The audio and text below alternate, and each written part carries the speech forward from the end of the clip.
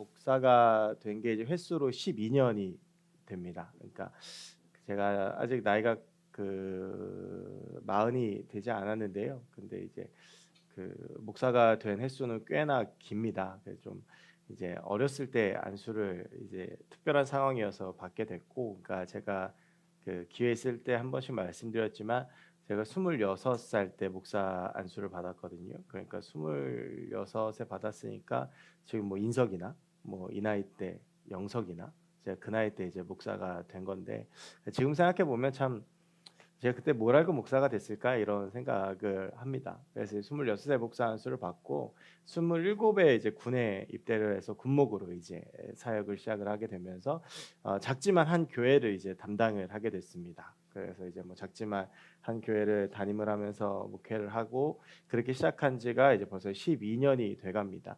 그리고 전역 후에는 바로 이제 청년부 사역을 이제 창원에서 3년을 했고 지금 또 여기 와서 1년을 하고 있는데, 그러다 보니까 제가 이제 거의 매주 설교를 하고 예배 인도를 했습니다. 보통 이렇게 목사님들이 교구 목사를 하게 되면 이렇게 설교를 매주 하진 않거든요. 뭐 오후 예배가 한 달에 한 번 정도 저희 교회 같은 경우에는 돌아오고, 수요 예배는 정말 1년에 한 두세 번 정도 돌아오고, 뭐 금요 심야가 두 달에 한 번 정도 돌아와서 이렇게 매주 설교를 하는 목사님들이 교회마다 별로 흔치 않습니다. 근데 이렇게 청년 부서를 맡은 목사님들은 거의 매주 이제 뭐 사부가 됐든 뭐 삼부가 됐든 이렇게 설교를 하게 됩니다. 그러니까 저는 이제 거의 매주 이제 설교를 해왔던 거죠. 그래서 군에 있을 때부터 지금까지 12년 동안을 거의 매주 설교를 했습니다. 그리고 예배인도도 하고, 그러다 보니까 이제 실수들이 참 많이 있었습니다. 못 모를 때는 제가 아시는 대로 찬양을 잘 못하기 때문에 군인 교회는요 반주자 없는 교회들이 꽤 있어요. 반주자가 휴가가 버리면 반주를 못 해요. 그래서 무반주로 반주하다가 뭐 대참사가 벌어지기도 하고요. 그리고 뭐 이렇게 말이 꼬여가지고 뭐 이상한 말 하기도 하고, 또 뭐 설교 시간에 제가 지금 많이 얌전해진 건데 처음에는 크게 소리 지르면 무조건 잘하는 건 줄 알고 한 30분 동안은 소리를 지르고 설교가 끝난 적도 있어요. 그러니까 뭐 엄청 설교 시간 내내 귀가 아팠겠죠. 근데 그게 이제 결혼하고 저희 와이프가 이제 되게 뭐라고 그래가지고 지금 많이 고친 건데요. 그리고 예전에는 설교가 정말 길었습니다. 지금도 길지만 제가 예전에 군종병 집체교육이라고 군종병들 각급 군종병들 모아서 30명 모아서 수련회 했는데 그날 저녁에 설교를 6시간을 했었습니다. 와, 끔찍하죠. 응. 제가 지금 생각해 보면 어떻게 했나 모르겠어요. 근데 이제 그러면서 이제 뭐 여러 시행착오를 겪어서 지금도 이제 앞으로 다듬어져 가야 되겠지만 지금 그래서 많이 다듬어진 거죠. 그러면서 지금도 생각하면 아찔한 실수가 몇 개 있는데 그중에서 제가 간혹 했던 실수가 설교 원고를 안 갖고 올라가는 거. 예, 제가 이렇게 지금은 그 설교 원고를 많이 안 봅니다만 이렇게 처음에 설교 원고를 좀 많이 봤었는데, 설교 원고를 뭐 가지고 간다고 올라가는데 전혀 뭐 다른 문서 가지고 올라가서 설교 원고 없이 설교한 적도 있고요. 더 이제 어려운 건 설교 원고를 바꿔서 들고 오는 거. 그래서 뭐 지난주 설교 원고인데 그게 이번 주 건 줄 알고 들고 와서 딱 봤을 때 너무 이제 했던 거. 그리고 제가 제 인생에 남는 가장 큰 실수 중에 하나가 제가 군인교회 있을 때 거기는 이제 가족들이 좀 됐어요. 그래도 한 가족들이 80명 정도 되는 좀 큰 교회였습니다. 그래서 사순절이 됐는데 40일 특별 새벽 기도회를 하자라고 성도들한테 이야기를 해요. 성도들이 막 싫다, 귀찮다. 근데도 제가 하자 그러고 밀어붙이고 첫날 제가 5시 반 시작인데 5시 45분에 일어났습니다. 예. 딱 그 시계 봤을 때 그 마음, 여러분 가끔 그런 경험 한 번씩 하시죠? 뭐 정말 중요한 약속이나 뭐 시간 있을 때. 그래가지고 불이 났게 갔더니 그래도 그때 성도님들이 착하셔서 혼자 기도하고 계셔서 6시에 아무 일도 없다는 듯이 마치 6시부터 시작인 것처럼 새벽 기도를 인도했던 적이 있습니다. 그리고 또 하나 남는 실수 중에 하나가 주기도문을 해야 될 때였어요. 그래서 저희도 이제 보면 방금 주기도문 했지만 이제 그때 제가 예배인도도 하고 설교도 했는데 주기도문을 해야 되는데 제가 시작을 나는 전능하신으로 시작을 했습니다. 근데 제가 그 잘못된지 모르고 끝까지 다 했어요. 거룩한 공예와 막 쭉 하고 아멘 했는데 아무래도 분위기가 좀 이상한 거예요. 그러면서 끝나고 나서 저희 군종병이 목사님 아까 사도신경 하셨습니다. 그렇게 이야기를 해서 알았습니다. 저는 지금도 그 기억 때문에 주기도문을 할 때는요 늘 펴놓고 보고합니다. 그리고 이제 저는 제가 전에 있던 교회가요 이 개역 개정 이 주기도문을 옛날 주기도문을 썼어요. 그래서 제가 여기 와서 주기도문을 다시 외웠거든요. 그러니까 예전 주기도문을 썼었어 가지고 지금도 그래서 새벽 기도할 때 보면 여기 이제 강대상에 주기도문이 이렇게 붙어 있습니다. 그래서 늘 이걸 보고 제가 주기도문을 하는데, 그러니까 제가 어디 신방을 가서도 주기도문을 찬송가를 펴서 보고 하고, 그리고 이제 여기에 뭐 새벽 기도할 때 보고 하니까 하루는 누가요? 목사가 된 지가 10년이 넘었는데 아직도 주기도문을 못 외웠냐라고 이야기를 하시더라고요. 근데 저는 이제 주기도문을 외우긴 외웁니다만 이제 여러 실수들을 하기 때문에 이제 인도하거나 그럴 때는 주기도문을 꼭 보고 하거든요. 그런데 이 주기도문이요, 그 못하면 좀 이상한 거죠. 왜냐하면 그만큼 많이 하니까. 아마 여러분들 중에서 교회를 다닌 지 얼마 안 된 분들 빼고는 주기도문 못 하시는 분들 없으시죠. 다 눈 감고도 주기도문을 늘 하시고, 그리고 주기도문 버벅거리는 분 별로 안 계십니다. 그러니까 사람이 그렇게 듣다 보면 이게 그게 다 습득이 되는 것 같아요. 저희 예영이가 이번에 암송대회 나가는데 에스더 4장 전체를 다 외웠거든요. 4장 1절부터 17절까지인데 그걸 다 외웠는데, 우리 예담이가 글자를 모르는데요, 우리 예담이가 1절부터 17절까지를 다 외웁니다. 보면 깜짝깜짝 놀라요. 근데 그게 이제 그 딴 게 아니라 누나가 옆에서 암송하는 걸 듣다 보니까 지도 하는 거예요. 그러니까 주기도문이 그런 거거든요. 그래서 아마 우리가 주기도문을 할 때 보면 굉장히 익숙합니다. 그래서 주기도문을 외우긴 하지만 그런데 익숙하다 보니까 그게 어떤 내용인지 잘 모를 때가 많이 있습니다. 과연 이 주기도문이 어떠한 의미로, 이 주기도문은 굉장히 중요한 것은 예수님께서 유일하게 너희는 이렇게 기도하라라고 해서 알려주신 것이거든요. 그래서 굉장히 중요한 것인데 우리가 그 신앙생활이 굉장히 중요한 것임에도 잘 몰라요. 오히려 익숙하기 때문에 모르는 게 더 많습니다. 굉장히 중요하지만 그걸 잘 몰라요. 그래서 오늘은 그 중에서 이제 앞부분만 좀 말씀을 나누려고 하는데요.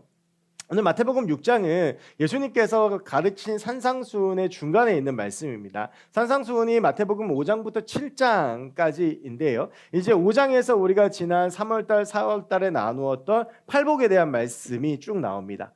그리고 나서 이제 율법을 다시 바꾸시는 장면이 나와요. 거기서 이제 굉장히 어려운 말씀들이 나옵니다. 여기서 어렵다라는 건 해석하거나 이해하기 힘든 게 아니라 우리가 그대로 살기가 참 어려운 거예요. 마태복음 5장에 나오는 말씀들이 되게 이런 것들입니다. 너희가 오른뺨을 맞거든 뭐 왼뺨도 돌려대라. 누가 억지로 오리를 가거든 십리라도 주고 속옷을 가지고 자건 겉옷도 주라. 뭐 마음으로 가늠하면 그것도 가늠한 것이고, 마음으로 사람을 미워하면 그것도 살인하는 것이다. 이게 마태복음 5장까지 예수님께서 쭉 하셨던 말씀이에요. 그리고 나서 마태복음 6장이 되면서 1절부터 4절까지 우리 주님께서 구제에 대해서 잠시 말씀을 하십니다. 그리고 나서 이제 5절부터 기도에 대해서 말씀을 하세요. 그런데 이 5절에서 처음에 기도에 대해서 예수님께서 먼저 말씀하셨던 건 태도에 대한 말씀이셨어요. 어떠한 태도로 기도를 해야 되느냐, 어떠한 마음 자세로, 그 태도라는 게 그 마음 자세에 나오잖아요. 어떠한 마음 자세로 기도를 해야 되느냐에 대해서 말씀하셨어요. 그러면서 주님께서 말씀하신 것이 뭐냐면 바리새인들의 기도였는데, 그 당시에는요 이 유대교하고 그 이슬람교는 상당히 비슷한 게 많습니다. 그래서 그 많은 음식도 거의 비슷해요. 그리고 그들이 기도 시간을 정해놓고 기도하는 것도 같습니다. 그래서 여러분, 우리가 다니엘을 보면 다니엘이 하루 3번 정해진 시간에 예루살렘을 향해 기도하잖아요. 그게 유대인들의 이제 신앙의 그 패턴이고 율법이었어요. 그러니까 이제 기도 시간이 정해서, 예를 들면 9시, 뭐 12시, 3시 이렇게 기도 시간이 정해져 있는 거예요. 그럼 그때가 되면 반드시 기도를 해야 됩니다. 그럼 그때가 되면 바리새인들이 어디 가서 기도하냐면 사람들이 가장 많이 모이는 곳에 가서 기도를 합니다. 그것도 손을 들고 큰 목소리로 기도합니다. 뭐 한 번쯤은 그럴 수 있겠지만 매번 기도 시간마다 바리새인들은 그렇게 기도를 합니다. 그랬던 이유가 무엇이었겠습니까? 내가 이만큼 기도한다, 내가 이렇게 신앙 좋은 사람이다, 내가 이렇게 율법 잘 지킨다라고 하는 것을 사람들에게 보여주고 싶었기 때문입니다. 오늘 예수님께서 그 기도에 대해서 말씀하십니다. 그렇게 사람들 앞에서, 사람들 많이 모이는 데서 기도하지만 결국 그 중심에는 진짜 기도하고자 하는 마음이 없는 것을 책망하시면서 뭐라고 말씀하시냐면 골방에 들어가서 기도하라, 은밀한 중에 기도하라 라고 말씀하세요. 이게요, 모든 기도를 다 골방에 들어가서 하라는 것이 아닙니다. 기도를 무조건 다 골방에 들어가서 문 걸어 잠그고 하라는 것이 아니라 하나님과 나의 관계에서 우리가 정말 다른 사람들에게 보이기 위해서가 아니라 하나님 앞에 서서 신앙생활을 하고 기도하라라고 하는 거예요. 여러분, 우리가 여기서 기도에 대한 중요한 태도, 중요한 마음가짐 가지를 알게 되는데, 그것은 기도는 하나님께 하는 것이라는 것입니다. 기도는 다른 사람들한테 보여주거나 기도는 다른 사람들한테 자랑하거나 내 신앙이 이 정도다, 내 신앙의 수준이 이 정도다라는 걸 보여주기 위해서 하는 것이 아니라 하나님이라고 하는 내가 믿는 그분께 하는 것이 기도다라고 하는 거예요. 여러분, 이것은 나중에 후에 초대교회에서 문제가 되는 방언 기도에서도 마찬가지입니다. 여러분, 방언이라고 하는 것이요, 혹시 방언하는 분들 보셨거나 아마 여러분들도 방언을 하시는 분들이 계실 텐데 신기하죠. 막 뭐 샬라샬라샬라 하는데 뭐 언어 같기도 하고 뭐 같기도 하고 때로는 막 영어로 방언하는 사람도 있고 막 갑자기 막 일본어로 하고 막 그런 일들이 일어나요. 그러니까 보면 너무 신기하고 대단해 보여요. 이게 사람의 당연한 마음이거든요. 근데 초대교회에 이걸 자랑하는 사람들이 있었어요. 그래서 일부러 사람들을 모인 데서 방언하고 일부러 내가 이 정도다라고 하는 걸 보여주는 거예요. 바울은 그것에 대해서 방언을 하지 말라라고 이야기를 합니다. 그러니까 기도라고 하는 것이요, 다른 사람들한테 내 신앙을 보여주거나 다른 사람들한테 자랑하거나 다른 사람들한테 드러내기 위해서 하는 것이 아니라 하나님과 나 사이에 있는 하나님과의 관계를 쌓아가는 교제이고 우리가 흔히 이야기하는 것처럼 하나님과의 대화이다라고 하는 거예요. 그러면서 우리가 하나님께 기도한다라고 하는 그 마음자세 올바른 태도를 가지고 나서 그 다음에 예수님께서 하시는 게 뭐냐면 내용에 대한 겁니다. 그러면서 먼저는 하면 안 되는 것을 이야기하세요. 이런 내용으로 하면 안 된다. 그게 뭐냐 하면 중언부언입니다. 중언부언은 뭐냐 하면 했던 말 또 하고 했던 말 또 하고 했던 말 또 하는 겁니다. 이게 보통 저희 할머니가 이렇게 기도를 하셨어요. 그러면 2시간을 기도하신 데는 하신 데들 같아요. 저희 할머니가 옛날에 무당이셨거든요. 그래서 주문 외우듯이 하시는 거예요. 그러니까 중언부언이라는 것이 사전에 뭐냐면 같은 말을 여러 번 반복한다라고 하는 거예요. 근데 제가 네이버 사전에 중언부언을 쳤는데 한 가지 재밌었던 것이요, 같은 말 여러 번 반복한다는데 그 밑에 그런 이유, 그렇게 하는 이유가 있더라고요. 그 이유가 뭐냐면 아무 생각이 없어서예요. 지금 뭡니까? 기도에 대한 내용을 생각하지 않고 아무 생각 없이 기도한다라는 거예요. 예수님께서는 분명히 기도에 들어가야 되는 내용에 대해서 말씀을 하시고 너희는 이렇게 기도하라고 그래서 가르치시는 거예요. 여러분, 우리가 대표 기도할 때 이렇게 써서 하는 이유가 뭐냐면 중언부언 할까 봐요. 그냥 했던 말 또 할까 봐. 그러니까 여러분, 우리가 기도를 할 때도 준비가 필요하고 기도를 할 때도 우리가 하나님 앞에 나아갈 때 있어서 여러분, 우리가 사람과 사람 사이에 대화할 때도 어떻습니까? 같은 말 또 하고 같은 말 또 하고 같은 말 또 하고 짜증나죠. 여러분, 우리가 하나님 앞에 나아갈 때 우리가 분명히 우리의 기도의 내용을 가지고 나가야 돼요. 우리가 하나님 앞에 어떻게 기도하겠다라고 하는 것들을 분명히 가지고 가야 돼요. 그냥 기도하라니까, 기도해야 될 것 같으니까 기도를 해야지 마음이 편안하니까 하는 것이 아니라 기도는 말 그대로 사람과 사람이 대화하듯 하나님과 나 사이의 대화라고 하는 것입니다. 그러면서 우리 주님께서 그러면 중언부언하지 않으려면 어떻게 기도해야 되는지에 대해서 알려주시는데 그것이 바로 우리가 이야기하는 9절부터에 나오는 주기도문입니다. 그러면서 예수님께서 이렇게 중언부언을 하지 말고 너희는 이렇게 기도하라 라고 하면서 그 가장 처음에 나오는 말이 뭐냐 하면 하늘에 계신 우리 아버지라고 하는 것입니다. 여러분, 모든 대화에는 대상이 있어야 되죠. 어떤 말을 할 때 있어서 이 사람에게 말할 때 그냥 뭐 말하는 게 아니라 어떤 분명한 대상한테 이야기를 하는 거죠. 그러니까 뭐 저희 아이들도 저하고 저희 집사람이 있으면 아빠, 엄마 불러서 분명하게 목적을 전달해야 듣는 사람이 아는 것처럼 우리가 기도할 때에도 아까 태도하고 연결되는 건데 우리가 분명히 우리의 기도를 받는 대상에 대해서 제일 먼저 설정을 해야 된다라고 하는 거예요.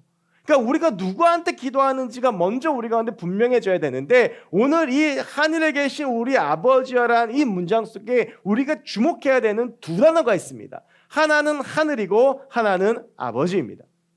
우리가 기도하는 분이 어떤 분이냐? 첫 번째는 그분이 하늘에 계신 분이다라고 하는 것입니다. 그래서 우리 예영이도 주기도문 외우거든요. 그래서 이번 주인가요? 예영이하고 이렇게 산책을 하는데 예영이가 갑자기 하늘을 보더니 아빠 저기에 하나님이 계셔라고 물어봤어요. 어린아이니까 할 수 있는 질문이죠. 여러분, 근데 거기 하나님이 계신가요? 우리가 뭐 비행기도 타보고 요즘 뭐 달도 가는 시대인데 대기권을 뚫고 가도 하나님이 계시지가 않습니다. 그럼 왜 우리는 하나님이 하늘에 계시다고 생각을 할까요? 여러분이 하늘이라고 하는 헬라어 단어가 우라노스라고 하는 단어입니다. 이게 말 그대로 하늘이에요. 그런데 여러분, 이 이스라엘 사람들 그 시대를 생각해 보면 그 시대 사람들은 하늘을 날지 못했습니다. 그러니까 하늘에 뭐가 있는지 모르는 미지의 세계예요. 그러니까 사람들이 하나님이 어디에, 그리고 우리가 성경에서 보면 나오죠. 예수님께서 어디로 올라가셨어요? 하늘로 올라가셨어요. 그러니까 그 하늘로 올라가서 어디로 가셨는지는 전 잘 모르겠지만 나중에 하나님 앞에 물어봐야 되겠지만 어쨌든 예수님께서 하늘로 올라가셨기 때문에 그 올라가신 하늘에 내가 가보지 못한 그곳에 하나님이 계시다고 생각했던 거예요. 그래서 여러분 이 우라노스라고 하는 곳이 하늘이라는 뜻도 있지만 하나님이 계시는 곳이라고 하는 뜻도 있습니다. 그 하나님이 계시는 곳인 하늘은 어떤 곳이냐 하면 이 당시에는 사람들이 갈 수 없는 곳, 내 힘이 닿지 않는 곳, 내가 할 수 없는 것을 의미하는 것입니다. 즉 하늘에 계시다라고 하는 것은 내가 할 수 없는 것을 하실 수 있는 분이라고 하는 뜻이에요. 그래서 이 우라노스에는 하늘이라는 뜻과 함께 또 다른 단어의 뜻이 하나 있는데 그게 권능이라고 하는 뜻입니다. 즉 우리가 기도하는 하나님은 어떤 분이시냐면 하늘에 계신 분인데 그 하늘에 계시다라고 하는 것이 단순히 공간적인 하늘에 계시다는 의미가 아니라 내가 할 수 없는 것을 하실 수 있는 분이다라고 하는 뜻이라는 거예요. 그러니까 우리가 기도를 할 때는 어떤 걸 인정하고 기도를 하는 것이냐 하면 하나님께서는 내가 할 수 없는 것을 하시는 분, 권능이 있으신 분, 내 기도를 들으시며 응답하실 수 있는 분, 불가능을 기적으로 바꾸시는 분, 내 삶 가운데 분명히 일하시는 분이라는 뜻이 바로 이 하늘이라는 단 한 단어에 들어있다라고 하는 거예요. 여러분 그래서 우리가 기도할 때 필요한 게 무엇입니까? 믿음인 거예요. 이 하늘에 계신 그 하나님이 내 기도를 들으신다라고 하는 믿음이 없다면 예수님께서는 뭐라고 말씀하셨냐 하면 그 기도는 울리는 꽹과리와 같다라고 하셨어요. 여러분 우리가 기도할 때 우리의 마음 가운데 정말 필요한 것이 무엇이냐 하면 하나님께서 내 기도를 들으시고 그리고 하나님께서 내가 하지 못한 일을 하시고 하나님께서 내가 경험하지 못한 일을 하시고 하나님께서 내 힘으로 안 되는 걸 하신다라고 하는 믿음이 우리 가운데 있어야 된다라고 하는 거예요. 그런데 우리는 기도하지만 신앙생활 하지만 때로는 이 믿음이 없을 때가 훨씬 더 많습니다. 기도하면서도 의심하고 그리고 여러분 기도하면서도 의심하는 단계를 지나치면 어떤 단계로 접어드는지 아십니까? 아예 기도조차 하지 않습니다. 기도해봐야 아무 일도 일어나지 않을 걸 알기 때문입니다. 과연 우리가 하나님을 어떻게 고백하는가? 정말 우리가 그분을 하늘에 계신 내 손이 닿지 않는 곳에 계시고 내가 할 수 없는 일을 하시는 분이라고 하는 그 고백이 우리 안에 있는가를 우리는 다시 한번 기도의 이 주기도문을 대하며 생각해 볼 필요가 있습니다. 그런데 하늘에 계신 그분에 대해서 예수님께서 뭐라고 말씀하시냐면 근데 그 하늘에 계신 권능의 하나님이 내 아버지다라고 말씀하십니다. 여러분 요즘 그 청와대 국민청원 게시판이 있습니다. 그래서 요즘은 그 사람들이 좀 뭐 억울한 일 생기면요 거기다 막 올립니다. 국민청원 게시판에다 막 올려요. 막 어떻게든 좀 이거를 뭐 높은 사람들 해결해 주길 바라는 마음으로 하는데요. 그 국민청원 게시판에는 법칙이 하나 있는데 이 20만 명 이상이 그것을 동의를 하면 그것에 대해서 청와대가 입장을 내놔야 돼요. 그러니까 그 말은 뭐냐 하면 동의하는 사람이 20만 명이 없으면 청원을 해봐야 별 소용이 없다라고 하는 겁니다. 여러분 내가 어떠한 억울한 일을 당했어요. 내가 지금 뭔가 좀 어려운 일이 있어요. 근데 어떤 사람이 그 문제를 해결해 줄 것 같아. 근데 나랑은 아무 상관이 없어. 의미가 있습니까? 별로 의미 없습니다. 내가 뭔가 이렇게 좀 될 것 같고 할 것 같고 뭔가 누군가가 이 문제를 해결해 줄 수 있을 것 같은데 나랑은 전혀 상관없는 사람이야. 저희 집이요. 예전에 조금 어려웠습니다. 저희 아버지가 뭐 사업하다가 망하시고 좀 이렇게 돈 버는데 별로 재주가 없는 분이에요. 이게 사람도 보면 돈이 붙는 사람이 붙어요. 저희 집이 어느 정도냐면 은평 뉴타운 재개발을 했는데 저희 집 앞에서 끊겼습니다. 그래서 뭐 그냥 별로 이렇게 돈 버는데 별로 재주가 없으세요. 별로 돈이 없어요. 그냥 한 번은 저희 집이 되게 어려웠었어요.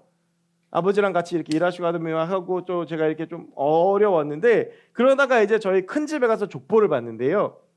정주영 회장이 저하고 한 80촌쯤 됩니다. 따져보면 얼마나 돈이 많아요. 그분한테 뭐 우리 빚이 한 몇 억인데 그 몇 억이 돈이겠어요? 그래서 제가 그분을 찾아갈까 어린 마음에 심각하게 고민했었어요. 찾아가면 만나줍니까? 안 만나줍니까? 제가 한 80촌쯤 됩니다. 그러면 뭐라고 생각하겠습니까? 경찰에 신고하죠. 미친놈이라고 그러죠. 같은 정치라고 찾아가면. 여기 이씨 있잖아요. 이씨 한번 족보조사해서 이건희 회장하고 좀 비슷해가지고 어디 뭐 한남동 이건희 저택 가가지고 나 이씨인데 돈 달라고 그러면 뭐라고 하겠습니까? 여러분 하나님의 권능을 가지고 계신 거 중요합니다. 그런데 그분이 어떤 분이라고 하는 것입니까? 아버지라고 하는 거예요. 여러분 제 지갑에 4만 원이 있었습니다. 그런데 어느 날 봤는데 돈이 3만 5천 원이 됐어요. 저는 분명히 그 지갑을 제 책상에서 단 한 번도 건드리지 않았습니다. 3일 동안. 누가 가져갔을까? 우리 딸내미가 가져갔습니다. 왜? 친구하고 아이스크림 먹으려고. 근데 뭐 남한테 그랬으면 어떻게 됩니까? 잡혀가죠. 그런데 아빠 지갑이니까 괜찮은 거예요. 여러분, 하나님의 권능의 하나님이기 때문에, 그리고 그분이 우리의 아버지 되시기 때문에 하나님의 능력은 우리의 능력이 됩니다. 그래서 사도 바울은 고백합니다. 내게 능력 주시는 자 안에서 내가 모든 것을 할 수 있느니라. 여러분, 그 하나님이 우리와 함께하고 계시는데 우리는 지금 무엇으로 걱정하고 고민하고 괴로워하고 있습니까? 여러분, 이 문장만 놓고 본다면 우리가 기도하면 하나님은 일하시고, 우리가 기도하면 내 문제가 해결되고, 우리가 기도하면 내 걱정이 해결되고, 우리가 기도하면 내 삶 가운데 하나님의 일이 일어나는 것입니다. 내가 안 되는 거 하나님께 맡기면 됩니다. 내가 안 되는 거 하나님이 하십니다. 내가 할 수 없는 거 하나님이 일하시는 것입니다. 우리에게 그런 하나님의 아버지로 계시다고 한다면 여러분, 그 하나님을 마음껏 이용하고 마음껏 하나님께 의지하시기 바랍니다. 그렇게 할 수 있는 것이 무엇입니까? 기도입니다. 혼자 고민하고 혼자 괴로워하고 혼자 아파하지 말고 그 문제를 가지고 주님 앞에 나오시기 바랍니다. 그 문제를 가지고 하나님 앞에 믿음으로 나아가시기 바랍니다. 하늘에 계신 우리 아버지가 내가 할 수 없는 것 하십니다. 하늘에 계신 우리 아버지가 내가 안 되는 것 하십니다. 하늘에 계신 우리 아버지가 내 삶을 이끌어 가시고 내 삶에 좋은 것을 주시고 내 삶 가운데 하나님의 역사, 하나님의 능력을 부어 주시는 것입니다. 그분이 계시는데 무엇이 우리를 힘들게 하고 무엇이 우리를 아프게 합니까? 여러분, 이어서 우리 주님께서 아버지의 이름을 부른 다음에 이름이 거룩히 여김을 받으시오며 라고 기도하고 계십니다. 여러분, 그런데 이 기도가 참 재미있습니다. 여러분, 이 거룩이라고 하는 뜻 무엇입니까? 우리가 흔히 거룩한 사람 그러면 어떻습니까? 제가 이거 올해 동계수련회 때 한번 말씀을 드린 적이 있는데요. 우리가 흔히 거룩한 사람 그러면, 자, 그러면 여러분이 가지고 있는 거룩이라는 개념에서 저는 거룩한 사람인 것 같습니까? 아닌 것 같습니까? 그 웃음의 의미들이 뭐죠? 저는 전통적인 의미에서 별로 그렇게 거룩한 사람이 못 됩니다. 어디 가면 이렇게 아직도 이렇게, 그러니까 저는 제 소원이요, 그 노방전도 나오신 분들이 저한테 전도지를 좀 안 주셨으면 좋겠어요. 정말 아무리 봐도 교회를 안 다니게 생겼나 봐요. 그러니까 제가 예전에 한번 그런 말씀 드린 적이 있죠. 저 양곡교회 있을 때 저희 교회 권사님한테 전도지를 3번 받았습니다. 다른 분들한테. 심지어는 같은 버스를 타고 전도를 갔는데 내려서 저한테 전도지를 주셨습니다. 제가 그게 부목사인지 몰랐나 봐요. 근데 여러분, 거룩이라고 하는 게 우리가 생각하는 뭔가 이렇게 좀 그런 정형적인 이미지가 있잖아요. 이렇게 보면 저보다 우리 전도사님이 훨씬 더 거룩해 보입니다. 목소리도 그렇고 찬양하는 것도 그렇고 저는 뭐 되게 사람이 가볍고 좀 그래요. 근데 거룩이라고 하는 것이 사실은 원래 의미는, 우리가 그냥 홀리하다라는 말을 참 많이 하는데요, 원래 의미는 구별되다라고 하는 뜻입니다. 히브리어로 카도시라고 하는 거죠. 그러니까 하나님이 거룩하시다라고 하는 것은 무슨 의미냐면 하나님이 구별된 분이시다라고 하는. 그럼 구별이라는 건 뭡니까? 대상이 있어야 되죠. 뭐하고 구별된 분이십니까? 세상하고 구별된 분. 세상의 죄와 세상의 욕심과 이거하고 구별된 분이시라는 거예요. 근데 여러분, 하나님이 거룩한 분이십니다. 그런데 그거 아십니까? 하나님의 이름을 거룩하게 만드는 것은 우리입니다. 하나님은 거룩한 분이신데 그분을 거룩하게 만드는 건 우리 손에 달려 있다는 거예요. 무슨 뜻입니까? 여러분 생각해 보세요. 이런 거예요. 제가 날마다 이 교회 입구에서 담배 피고 있고, 그 여기 앞에 보면 여기 어린이집 옆에 주점 하나 있거든요. 거기서 맨날 술 마시고 고성방가하고 막 그러고 나서 일주일 동안은 막 그러고 동네를 막 해집고 이러고 다니다가 주일날 딱 양복 입고 와가지고 안내 쓰면 그날 예배 드리러 온 사람들이 로비에서 저를 보고 뭐라고 생각하겠습니까? 여러분들 어느 날 수유역을 갔는데 제가 벽을 붙잡고 먹은 걸 확인하고 있다면 여러분 저를 어떻게 보시겠습니까? 제가 이 동네 운전하고 가다가 요 앞에 있는 차하고 차를 서로 누가 비켜주냐 이걸 가지고 서로 안 비켜주고 대치하고 있다가 내려서 싸웠습니다.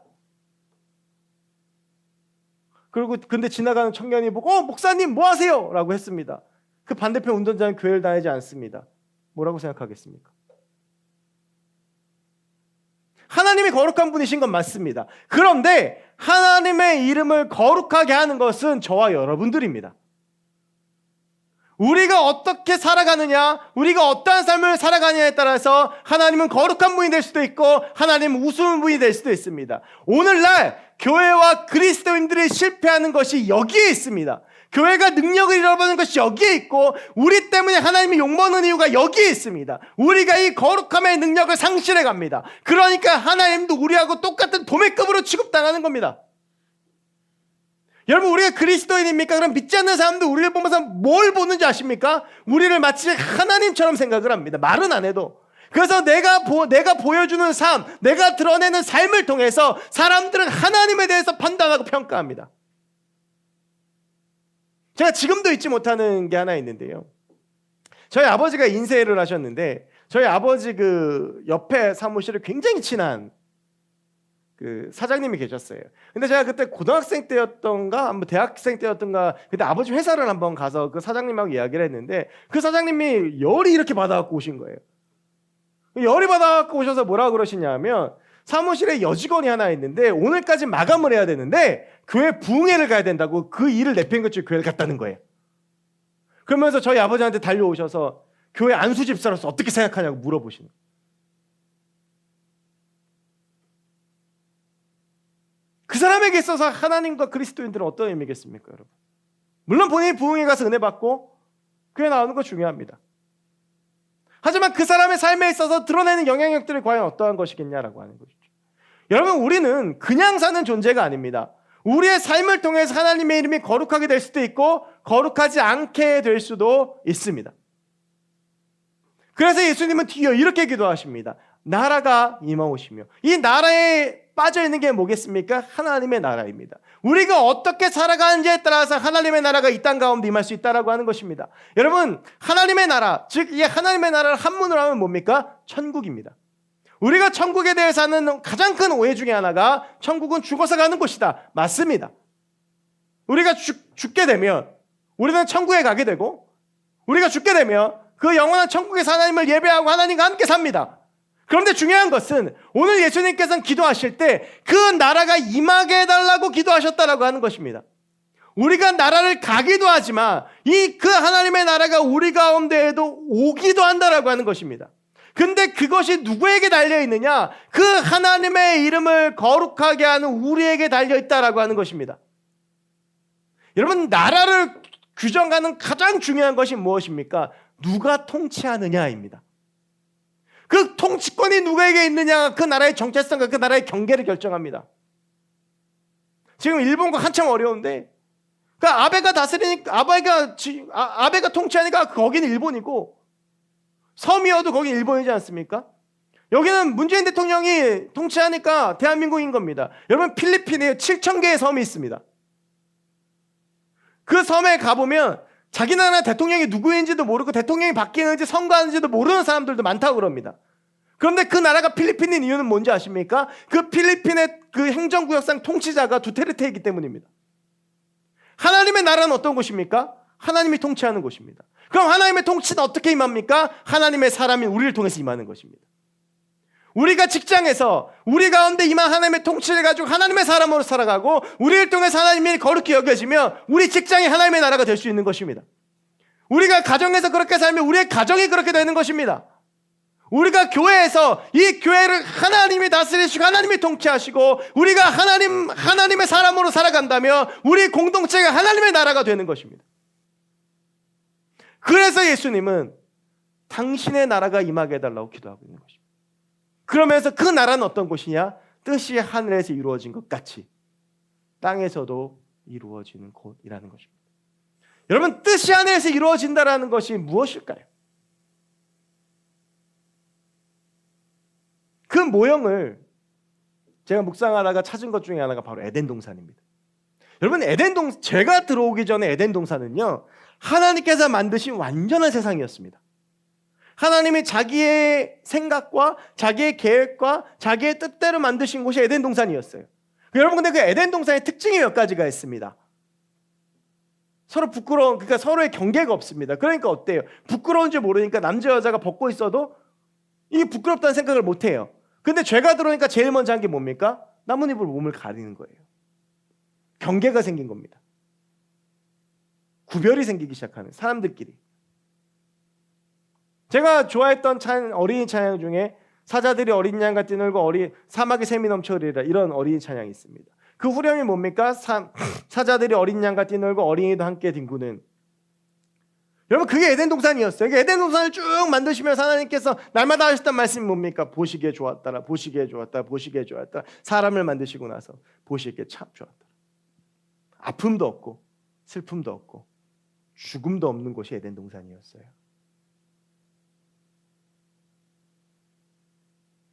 요한계시록 21장에서 바로 그 하나님의 나라에 다시 이야기하는 게 뭡니까? 장례식 때 주로 많이 하는 건데, 요한계시록 21장 1절부터 4절, 그 하나님께서 다시 오시는 그 새 예루살렘에는 죽음도 없고 곡하는 것이나 애통하는 것이나 그게 없다라는 거예요.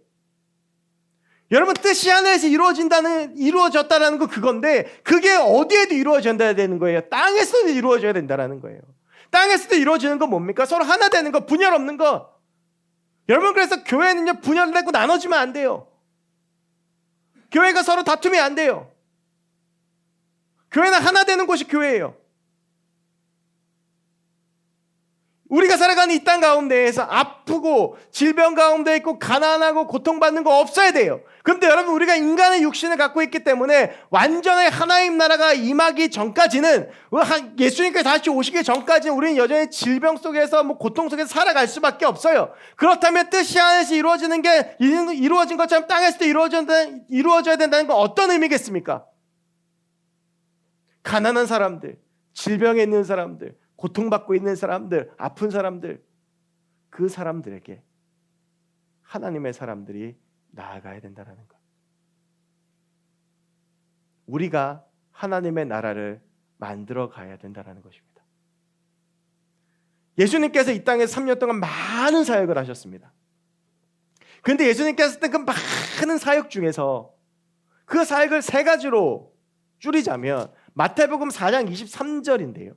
그 마태복음 4장 23절이 이렇게 되어져 있습니다. 예수께서 온 갈릴리에 두루 다니사 그들의 회당에서 가르치시며 천국 복음을 전파하시며 백성 중에 모든 병과 모든 약한 것을 고치시니. 예수님께서 먼저 가르치셨어요. 말씀을 가르치신 거예요. 그리고 전파하셨어요. 복음을 전하셨어요. 그리고 나서 주로 하셨던 게 뭐예요? 고치신 거예요. 여러분, 우리가 그리스도인으로 어떻게 살아가야 되느냐? 그 본이 세 가지입니다. 말씀을 가르쳐야 돼요. 말씀 가르치려면 우리가 먼저 말씀을 알아야 되겠죠. 그냥 우리가 말씀 공부해야 되는 거예요. 셀 모임을 그래서 하는 거고, 우리가 같이 모여서 말씀 붙들고 나누는 이유가 거기에 있어요. 우리가 성경을 봐야 되는 이유가 거기에 있고, 우리가 말씀 가운데 있어야 되는 이유가 거기에 있어요. 왜? 가르쳐야 되기 때문에. 여러분, 주변에 있는 사람들이 여러분한테 성경을 물어봤는데 대답할 수 없다. 부끄러운 겁니다. 교회를 20년, 30년 다녔는데도 아직까지도 뭘 물어보면 전혀 대답을 할 수가 없다. 그거 부끄러운 겁니다. 여러분들 뭐 교회를 10년만 다녔다고 그래서 매주 설교 한 편씩만 들어도 지금 설교 몇 번을 들었겠습니까?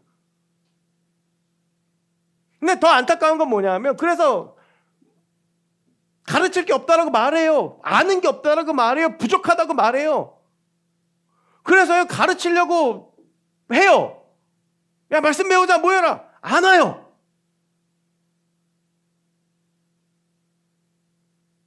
야, 이제부터 기초 성경 공부만 한다. 복음에 대해서 배우자. 하자. 안 와요. 직무유기입니다, 여러분. 적어도 이단보다는 말씀을 더 잘 알아야 되지 않겠습니까? 여러분, 이단보다 말씀을 모르면 그거 심각한 거 아닙니까? 이단보다 못한 거예요.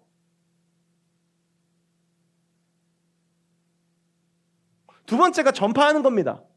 천국 복음을 전파하는 거. 전도해야 됩니다. 복음을 전해야 됩니다. 선교해야 됩니다. 그럼 마지막이 뭐냐 하면 고치는 거예요. 여러분, 가난한 사람들 그냥 두면 안 됩니다. 도와줘야 됩니다. 병들고 신음하고 아파하는 이들 도와줘야 됩니다. 이제 설교가 마치고 필리핀 단기 선교 보고를 할 텐데요. 아마 보시면 알겠지만 또 우리가 사역 보고 중에도 말씀드리겠지만 정말 가난합니다. 3평짜리 집에서 4가정이 삽니다. 한 가정에 애들이 6명, 8명입니다. 3평인데 들어가 보면 한 30명 살아요. 여러분, 그 나라에 있어서 스타벅스는 어떤 의미인지 아십니까? 2가지입니다. 외국인이 가는 곳, 돈 많은 사람이 가는 곳. 아메리카노 한 잔에 3,100원이거든요. 그 사람들이 평균적으로 하루에 버는 돈이 7,000원입니다. 그러니까 우리나라 최저시급보다도 안 돼요. 그러면 가난하게 삽니다. 그럼 그냥 둬야 됩니까? 그러니까 가난하면 따라오는 게 있어요. 그게 뭡니까? 병이에요. 그럼 병들고 그런 사람들 그냥 우리가 둬야 됩니까? 외국에만 있는 거 아니에요. 그러니까 가끔 이제 단기 선교 이렇게 가고 그러면 그런 말이 예전부터 되게 많았어요. 우리나라에도 힘들고 어려운 사람들 얼마나 많은데 굳이 외국을 가냐? 맞죠? 근데 그렇다고 국내 간다고 해서 딱히 뭐 또 가진 않던데. 근데 여러분, 국내에도 그런 사람들 많이 있습니다. 교회가 그리스도인들이 그냥 내버려두면 안 됩니다.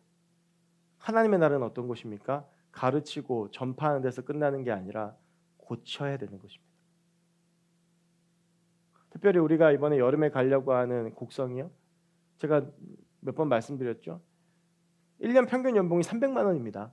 1년에 300만 원 갖고 사는 분들이에요. 뭐가 고장나도 못 고치고 뭐가 이렇게 좀 어려워도 못하는 분들.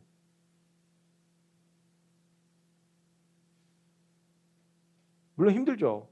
곡성 평균 기온이 얼마인지 아십니까? 38도입니다. 서울보다 훨씬 덥습니다. 우리나라에서 대구 다음으로 더운 데가 곡성입니다.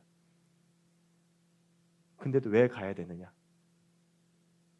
왜 우리가 그 사역을 해야 되느냐?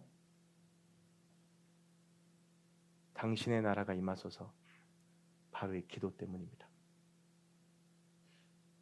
하나님의 나라가 임하게 하는 것 우리입니다.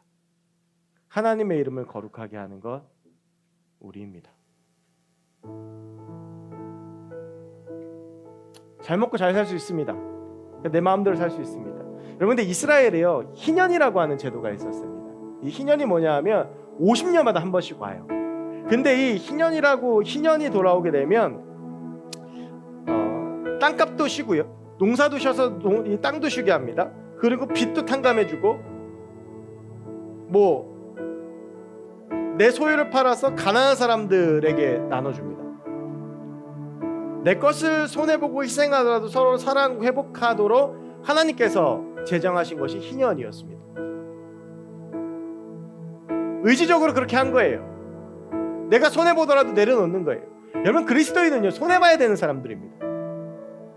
버려야 되는 사람들입니다. 가지고 쥐고 얻으려고 하는 사람이 아니라 내려놔야 돼요. 왜요? 그래야 하나님의 나라가 임합니다.